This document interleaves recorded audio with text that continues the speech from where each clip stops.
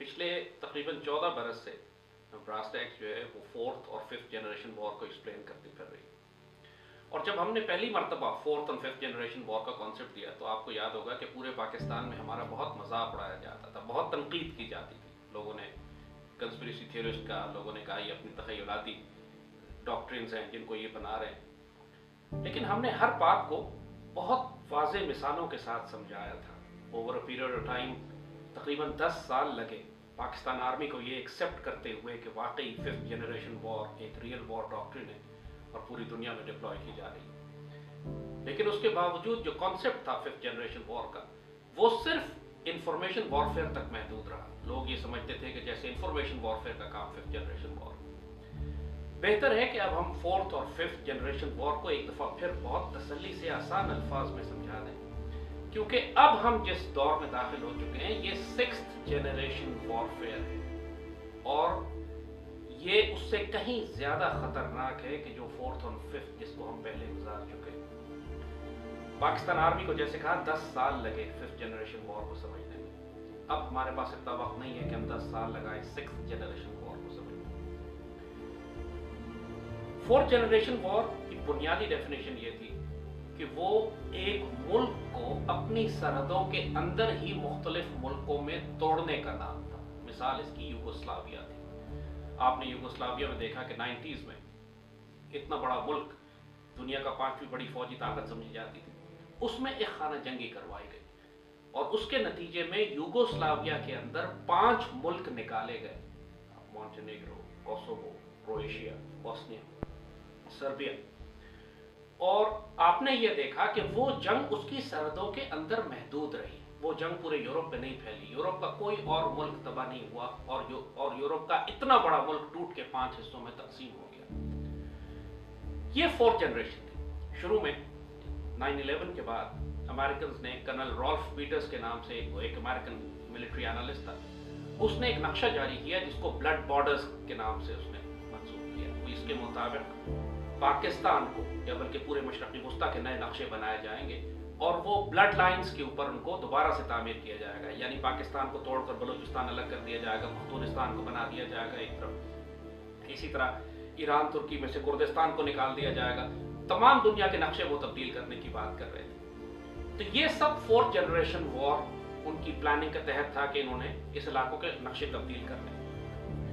लेकिन तकरीबन 2010-2011 के आसपास पूरे मिडल ईस्ट में इन्होंने नई वॉर डॉक्ट्रिन डिप्लॉय की। दे रियलाइज कि मुल्कों को उन प्रिसाइज लाइंस पर तोड़ना पॉसिबल नहीं है।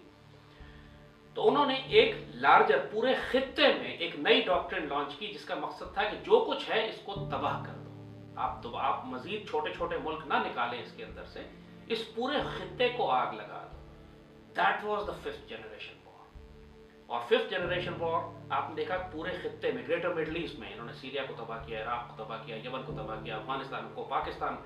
और पाकिस्तान में यह हाल हो चुका था कि एक्चुअली CIA की असेसमेंट थी 2005 तक तकरीबन के 2015 में पाकिस्तान का वजूद बाकी नहीं रहेगा। पाकिस्तान का मौजूदा जोग्राफिया और नक्शे तब्दील हो जाएंगे। और शुरू में चूंकि ये चाहते थे कि पाकिस्तान को ब्लड लाइंस पे तोड़े, बलूचिस्तान अलग करें, पख्तूनिस्तान अलग बनाएं, वो मुमकिन नहीं हुआ। तो उन्होंने कहा पाकिस्तान को आग लगा दी। That is the fifth generation war. Information warfare सिर्फ उसका एक एस्पेक्ट है, एक एंगल है। लोग समझते हैं कि सिर्फ इंफॉर्मेशन और मीडिया और प्रोपेगेंडा के जरिए फिफ्थ जनरेशन वॉर लॉन्च की जाती है। ये गलत तस्वुर है। फिफ्थ जनरेशन वॉर एक डेवास्टेटिंग कॉन्सेप्ट है। इसका मतलब है पूरे खित्ते को आग लगा दो। इसको मजीद किसी छोटे मुल्कों में तोड़ने की जरूरत नहीं है। You annihilate the entire region। और यही इन्होंने ग्रेटर मिडल ईस्ट में किया। इसराइल की सरहदें महफूज करने के लिए इन्होंने तमाम मुसलमान ममालिक को इस तरह तबाह किया कि अब कोई मिलिट्री थ्रेट इसराइल के आसपास बाकी नहीं रह गया। लाखों करोड़ों मुसलमान ये मारे गए, ये महाजिर हैं, ये घर छोड़ चुके हैं, आबादी कम हो चुकी है मिडल ईस्ट की, ग्रोथ रेट कम हो चुका है, पॉपुलेशन ग्रोथ रेट खत्म हो चुका है, मुसलमान दुनिया बिखर चुकी है। और अब उस खित्ते में प्रैक्टिकली हेडलेस स्टेट्स हैं, यानी कोई एक रियासत बाकी नहीं बची है। सिर्फ अनारकी और फसाद और शहर जो है वो खंडर में तब्दील हो चुके। यही सब कुछ पाकिस्तान के साथ इन्होंने करना शुरू किया था। और आपको याद होगा कि एक वक्त ऐसा भी आ चुका था कि पाकिस्तान आर्मी ऑफिसर्स यूनिफॉर्म पहनकर GHQ में नहीं जा सकते। लेफ्टिनेंट जनरल GHQ के गेट पर शहीद हुए थे, जनरल मुश्ताक, सर्जन जनरल हमारे। और प्रैक्टिकली पाकिस्तान ये जंग हार चुका था उस वक्त। So that was the fifth generation war, जिसका मकसद ये था कि पाकिस्तान को बिल्कुल तबाह बर्बाद कर दिया जाए।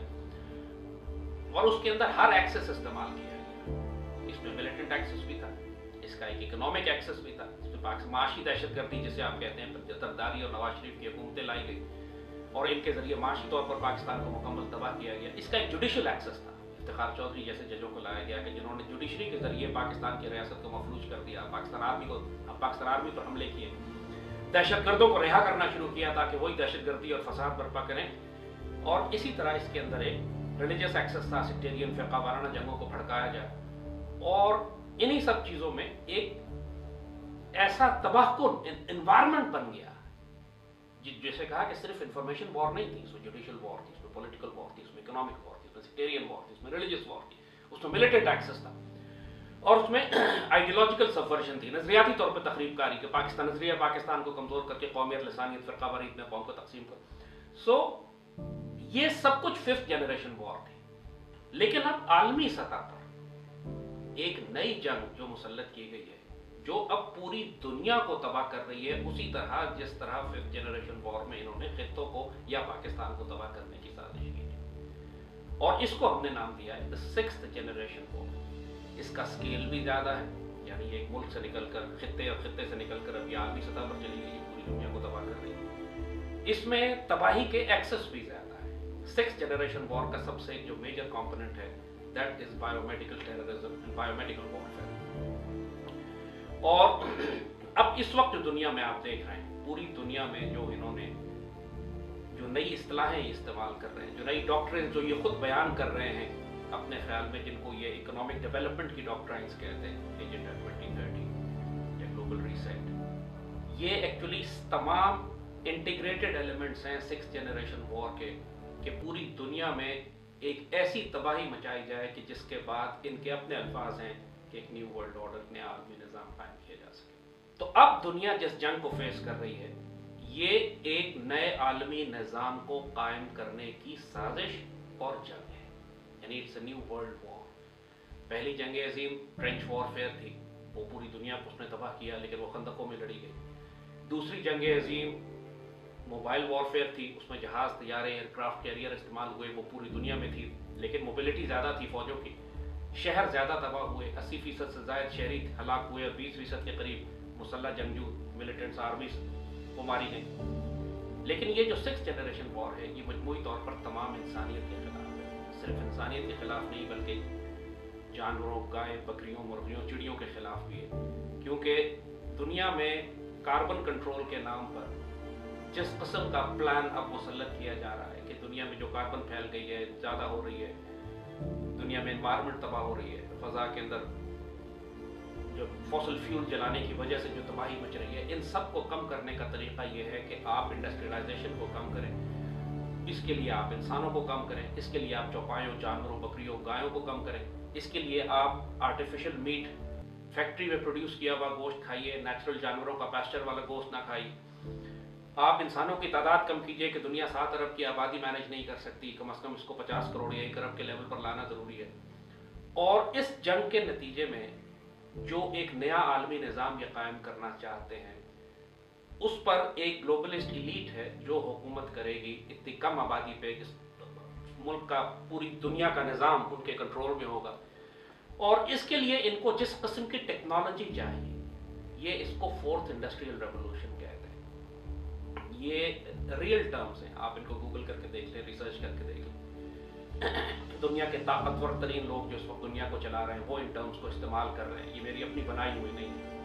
लेकिन फोर्थ इंडस्ट्रियल रेवोल्यूशन एक ऐसी तबाहकुन डेफिनेशन है, एक ऐसी तबाहकुन स्ट्रैटेजी है जिसके तहत इंसान की फिजिकल वर्ल्ड, साइबर वर्ल्ड और बायोलॉजिकल वर्ल्ड इंटीग्रेट करके एक वजूद बना दी जाएगी। यानी मिसाल के तौर पर आपके जिस्म के अंदर कंप्यूटर्स फिट कर दिए जाएंगे, इंसान की जो बायोलॉजिकल वर्ल्ड है वो साइबर वर्ल्ड से कनेक्ट हो जाएगी और वो फिर फिजिकल वर्ल्ड से कनेक्ट हो जाएगी। यानी पूरी दुनिया में हर इंसान ट्रैक किया जाएगा, ग्लोबल सर्वेलेंस होगी, हर इंसान आइडेंटिफाई किया जाएगा कि वो कहाँ किस जगह मौजूद है, क्या कर रहा है, हत्ता कि उसके बॉडी टेम्परेचर तक, उसकी जिस्म के अंदर होने वाले चेंजेस तक वो मेजर कर सकेंगे नैनो पार्टिकल्स और नैनो बॉट्स के जरिए।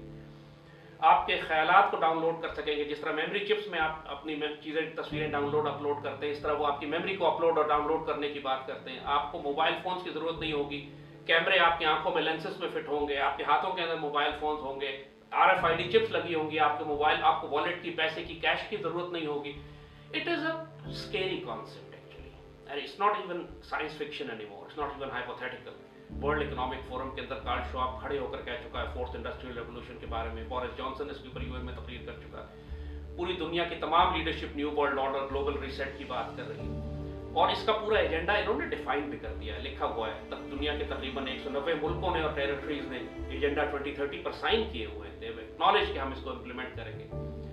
ज़ाहिरन बड़े खूबसूरत अल्फाज होते हैं कि एनवायरनमेंट का ध्यान किया जाएगा और माहौल को ठीक करेंगे और इंसानों की सेहत का ख्याल किया जाएगा, लेकिन उसके नीचे छुपी हुई जो गलाजत है वो इस वक्त आपको पूरी दुनिया में नजर आ रही है कि जहां प्रैक्टिकली पूरी दुनिया में हुकूमतें अपनी ही अवाम के खिलाफ ऐलान जंग कर चुकी है पूरी दुनिया में. और सबसे ज्यादा फसाद, ये अजीब सी बात लगती है, सबसे ज्यादा फसाद तरक्की याफ्ता मगरबी ममालिक में होगा, अमेरिका में, यूरोप में. इनको तो मुकम्मल तौर पर, खास तौर पर इस मगरबी दुनिया को, वेस्टर्न सिविलाइजेशन जो है, क्योंकि वो ज़्यादा हाई टेक है, ज़्यादा इनके कंट्रोल में है, उसको वहाँ के लोग ज़्यादा ओबीडियंट हैं, ज़्यादा वहाँ कंट्रोल किया जा सकता है आबादी को. पहले से ही हाई टेक थे, पहले से उनका सर्वेलेंस डेटा बेसिस उनके मौजूद थे, CCTV कैमरा सिस्टम पे लगे, तो वो लोग ज़्यादा बुरी तरह फंसेंगे, ज़्यादा बुरी तरह मारे जाएंगे.